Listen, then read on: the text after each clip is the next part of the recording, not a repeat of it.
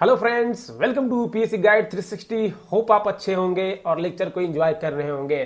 Friends, last lecture में हम लोगों ने एक्सटर्नल सेक्टर से रिलेटेड पिछले 9 मंथ के जो भी करंट अफेयर है उसको हम लोगों ने स्टडी करना शुरू कर दिया था और उसमें लगभग हम लोगों ने 8 टॉपिक्स को कंक्लूड किया था जो कि हमारे स्क्रीन पर इस प्रकार से दिख रहे हैं। फ्रेंड्स, अब हम ब्रेटन वुड्स कॉन्फ्रेंस से लेकर के ट्रिप्स एग्रीमेंट तक के टॉपिक को इस लेक्चर में कंप्लीट करने वाले हैं। तो फ्रेंड्स, हम शुरू करते हैं। फ्रेंड्स, ये जो आपके स्क्रीन पर दिख रहा है यह लास्ट लेक्चर का वह सारे टॉपिक्स है जिसको हम लोगों ने स्टडी किया था, कंप्लीट किया था। फ्रेंड्स, हम लोग ब्रेटन वुड्स कॉन्फ्रेंस को शुरू करें उससे पहले कुछ इवेंट्स को देखते हैं। जैसे 1930s का वह टाइम जब यूएसए में ग्रेट डिप्रेशन आया था। ग्रेट डिप्रेशन यानी इन्फ्लेशन बहुत हाई लेवल पे चला गया था। अगर हम बात करते हैं 1940s का टाइम जब दुनिया में क्योश पूरी तरह से चल रहा था, जो कि वर्ल्ड वॉर सेकेंड का टाइम था। फ्रेंड्स, ये जो दोनों इवेंट्स थे ये पूरी तरह से ट्रेड प्रैक्टिसेस को डिस्टोर्ट करके रख दिए थे। ऐसा लग रहा था कि दुनिया कहां जा रही है। दुनिया में जो ट्रेड हो रहा है एक कंट्री के दूसरे कंट्री के साथ, उसका क्या फ्यूचर होने वाला है। उसी फ्यूचर को निर्धारित करने के लिए लगभग 44 नेशन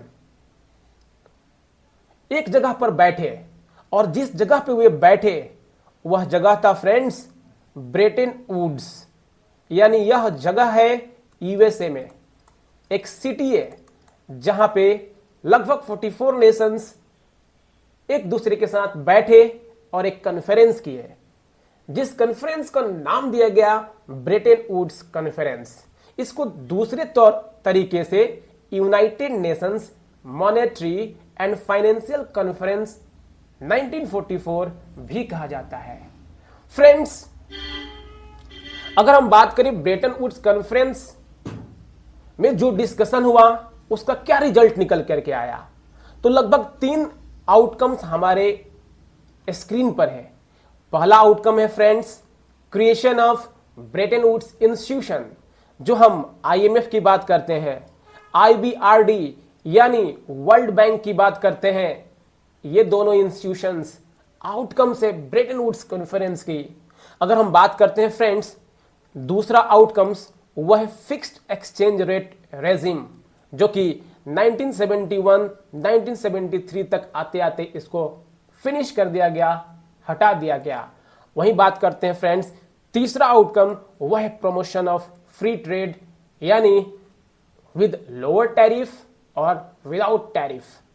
तो फ्रेंड्स, जो आउटकम्स है जिसमें सबसे पहला आउटकम्स है ब्रेटन वुड्स इंस्टीट्यूशन, जिसमें हम आईएमएफ की बात करते हैं, वर्ल्ड बैंक की बात करते हैं। तो सबसे पहला इंस्टीट्यूशन आईएमएफ, यूपीएससी का favourite topic, world bank UPSC का favourite topic, world trade organisation UPSC का फेवरेट टॉपिक। इन तीनों को हम लोग देखने वाले हैं।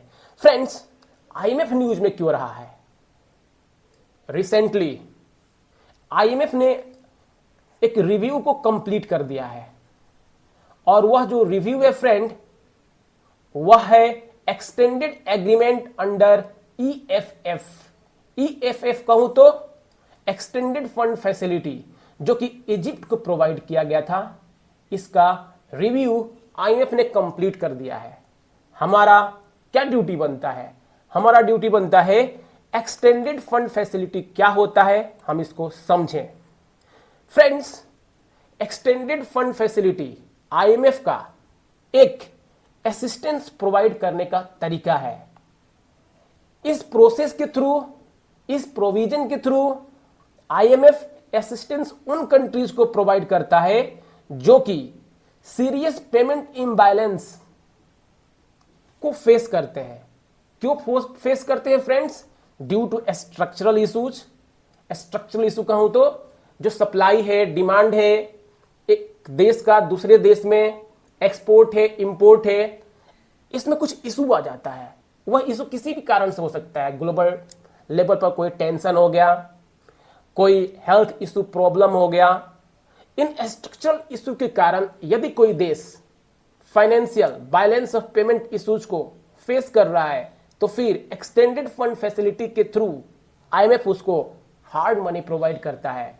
अगर हम बात करते हैं फ्रेंड्स, अगर कोई देश स्लो ग्रोथ करने लगे या उसका बैलेंस ऑफ पेमेंट बहुत ज्यादा कमजोर हो जाए तो फिर एक्सटेंडेड फंड फैसिलिटी एक्शन में आता है आईएमएफ का और उसको पैसे प्रोवाइड करता है। फ्रेंड्स, अगर हम बात करते हैं एक्सटेंडेड फंड फैसिलिटी किन कंट्रीज को मिल सकती है, all IMF member countries with actual और potential external financing needs are eligible. Hope आप समझे होंगे। फ्रेंड्स, अगर हम फाइनेंसिंग बाय आईएमएफ की बात करते हैं, जो यहां टर्म लिखा हुआ है, जैसे कि कंसेशनल लेंडिंग आईएमएफ करता है, जैसे कि extended credit facility, stand by credit facility, rapid credit facility, ये कंसेशनल लेंडिंग है। कंसेशनल लेंडिंग करने का फ्रेंड्स, जो मार्केट पर इंटरेस्ट रेट चल रहा है मार्केट में, उससे थोड़ा सा कंसेशन करके आईएमएफ मनी को लेंड कर सकता है कंट्रीज को। वहीं पर नॉन कंसेशनल है, यानी मार्केट बेस्ड, जो भी मार्केट पर इंटरेस्ट चल रहा है मार्केट में, उसको आधार मान करके, बेस मान करके आईएमएफ कंट्रीज को लोन प्रोवाइड कर सकता है। और उसका जो कैटेगरी है friends, stand by agreement, extended fund facility, जिसको हम लोग इजिप्ट से रिलेटेड फैसिलिटीज को अभी स्टडी किया। Friends, rapid financing instrument, flexible credit line, precautionary liquidity line. Friends, इन सारे टर्म्स को हम एक्सप्लेन नहीं करने वाले हैं, लेकिन इन सारे टर्म्स को हमें अपने दिमाग में जरूर रखना है। यूपीएससी प्रीलिम्स में इन टर्म्स का एक्सप्लेनेशन नहीं पूछता है, वह पूछता है rapid financing instrument is related to IMF, world bank, world trade organization या ऑल ऑफ द अबव। हो फ्रेंड्स, अगर आपने पीवाईक्यू देखा होगा तो ऐसा यूपीएससी ने पूछ रखा है, तो इनमें से किसी भी टर्म को वह दे करके पूछ सकता है। फ्रेंड्स, आगे मूव करते हैं और देखते हैं आईएमएफ का जो लैंडिंग प्रोसेस है, जो लैंडिंग इंस्ट्रूमेंट है, वह कौन कौन सा इंस्ट्रूमेंट है।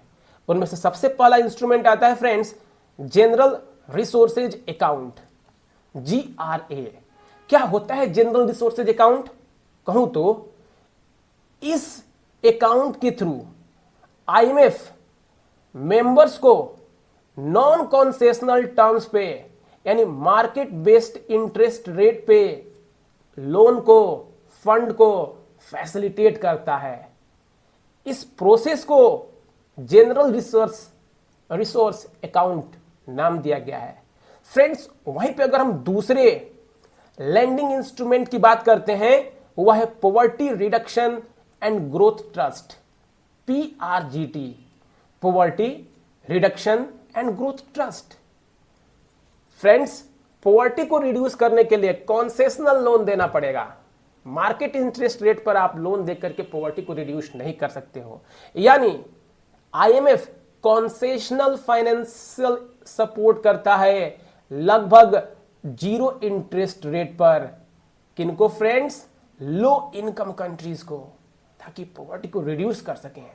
फ्रेंड्स, अगर हम बात करते हैं, जो तीसरा लैंडिंग इंस्ट्रूमेंट है वह है resilience and sustainability trust, RST. इसके तहत IMF long term financing to low income vulnerable middle income countries को प्रोवाइड करता है, ताकि वह एक्सटर्नल शॉक को, कोई कोरोना जैसा हेल्थ क्राइसिस आ जाए, उस शॉक को रिजिलियंस शो कर सके, उसके लिए आरएसटी के माध्यम से आईएमएफ मनी को लेंड करता है। फ्रेंड्स, एक और चीज है गोल्ड ट्रांच, यानी रिजर्व ट्रांच। इसका मतलब क्या हुआ फ्रेंड्स?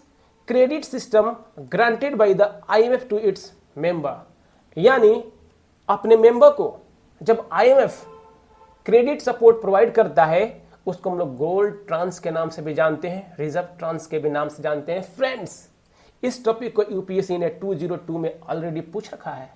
जो कि हम देख सकते हैं अपने स्क्रीन पे। फ्रेंड्स, क्वेश्चन है गोल्ड ट्रांस यानी reserve tranche refers to a loan system of the world bank? No friends, यह है लेंडिंग इंस्ट्रूमेंट ऑफ आईएमएफ। तो डायरेक्ट हम पहुंच सकते हैं, D would be the answer, a credit system granted by IMF to its members. Friends, अगर हम बात करते हैं एक और आईएमएफ से रिलेटेड प्रीवियस ईयर क्वेश्चन जो कि हमारे स्क्रीन पर दिख रहा है, which of the following is और are treated as artificial currency? किसको आर्टिफिशियल करेंसी कहेंगे? ADR? No. GDR? No. Both ADR and SDR? No. SDR ये आईएफ से related friends, special drawing rights. इसके तहत आईएमएफ अपने मेंबर्स को क्रेडिट फैसिलिटीज प्रोवाइड करता है। क्या होता है एसडीआर? हम लोग प्रीवियस ईयर क्वेश्चन के माध्यम से देखने वाले हैं। फ्रेंड्स, आगे मूव करते हैं। आईएमएफ क्या होता है इसको देखते हैं,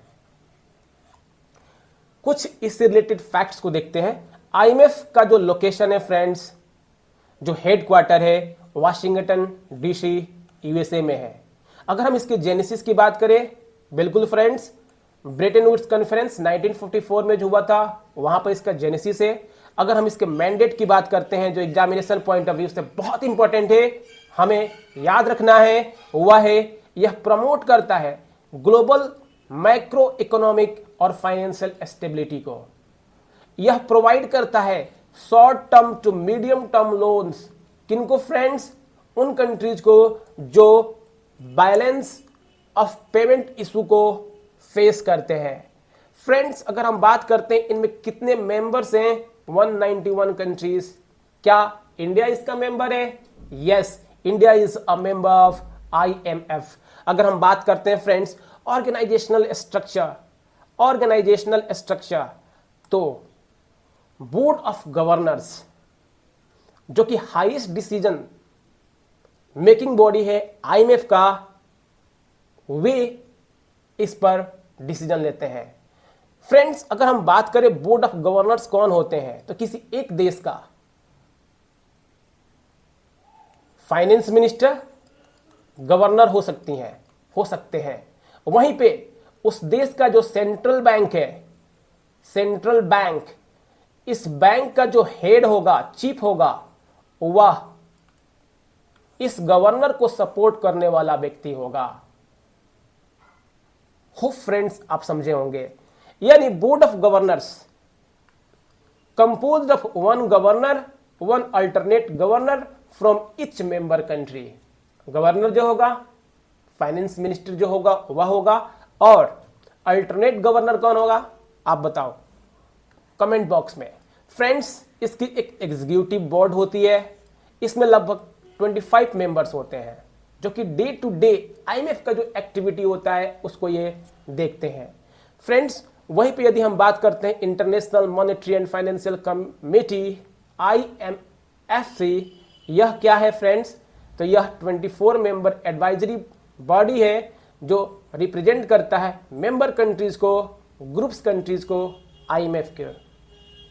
फ्रेंड्स, हमारे एग्जामिनेशन पॉइंट ऑफ व्यू से ये दो रिपोर्ट इंपॉर्टेंट है, जो है वर्ल्ड इकोनॉमिक आउटलुक जिसको आईएमएफ रिलीज करता है, ग्लोबल फाइनेंशियल स्टेबिलिटी रिपोर्ट जिसको आईएमएफ रिलीज करता है। मैं आपसे एक पूछना चाहता हूं, फाइनेंशियल स्टेबिलिटी रिपोर्ट इंडिया में कौन रिलीज करता है? आप कमेंट बॉक्स में बताओ, आईएमएफ या आरबीआई, कौन रिलीज करता है? फ्रेंड्स, यहां पे हम लोगों ने आईएमएफ से रिलेटेड जो भी टर्म करंट अफेयर में रहा उसको देख लिया।